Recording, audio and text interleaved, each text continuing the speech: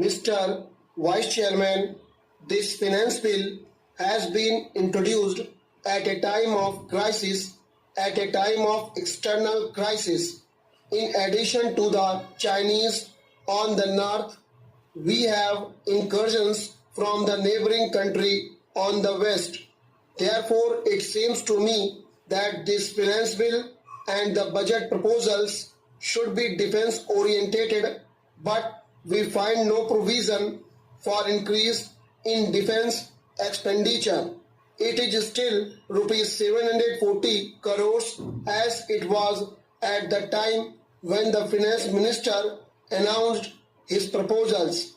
If we are to put our defense in proper order so as to ensure the security of our country, if we are not to look for military alliances in order to supplement our defense forces, our defense expenditure must be increased considerably, and it will have to be rupees 800 crores, 900 crores, or even 1,000 crores of rupees. There is enough money in this budget to allow transfer of more to the defense services. Money has to be found by reducing expenditure on other items which absorb so much money. The expenditure on the plan is 200 crores of rupees on the revenue account and another 300 crores on the capital account. This must be drastically pruned. The plan expenditure must be reduced to indispensable expenditure which may be required for the development of the country, like agricultural improvements and all facilities and aids that agriculture requires, like village roads, minor irrigation, reclamation of land, anti-erosion projects, literacy, without which our agriculturists cannot increase their productivity, technical education, which will also improve the productivity of not only the agriculturists but also those engaged in the industrial sector. There is certain expenditure which is unjustifiable in the present circumstances, in the present crisis situation in which we are placed. There is the expenditure on the planning commission. Cannot we really have a less expensive planning commission than the one which we have and which costs about 1 crore of rupees a year? The National Economic Development Council of England costs only 20 lakhs of rupees, 250,000 pounds sterling, and it does as good work as, if not better than, our planning commission to increase the productivity of England. There is also that absolutely unjustifiable item of family planning. I believe that in the fourth plan it will be raised to 70 crores. Then what about the expenditure on our administrative services? It has been growing steadily.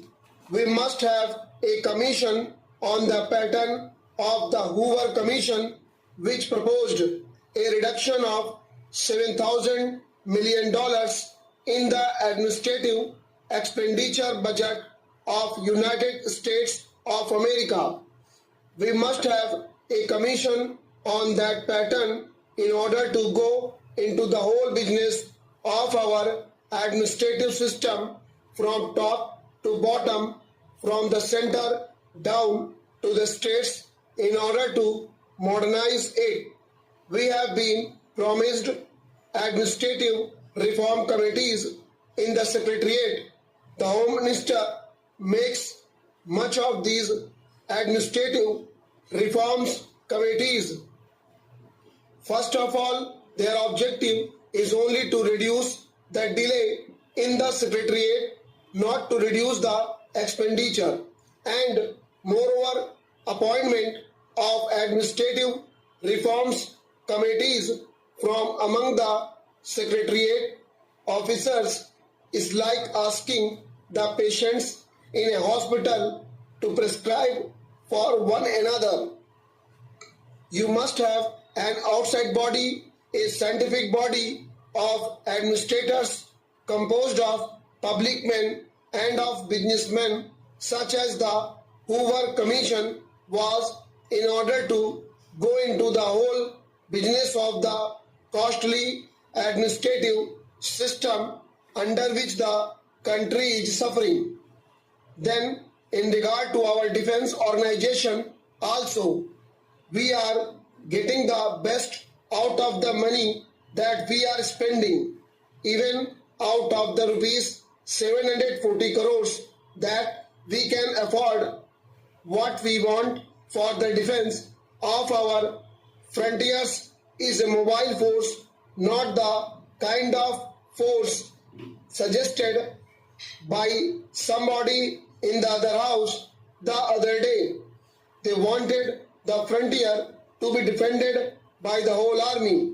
They wanted the whole army to be deployed all along the frontier.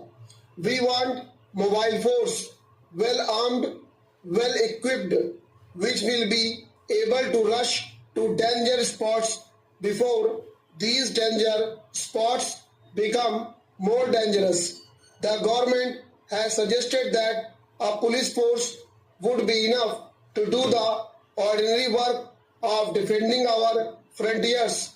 I hope it will be an armed police, something like the armed reserve police used in Madras now generally for suppressing the student rights. It might be better used in the ordinary day-to-day defense of our Pakistan border.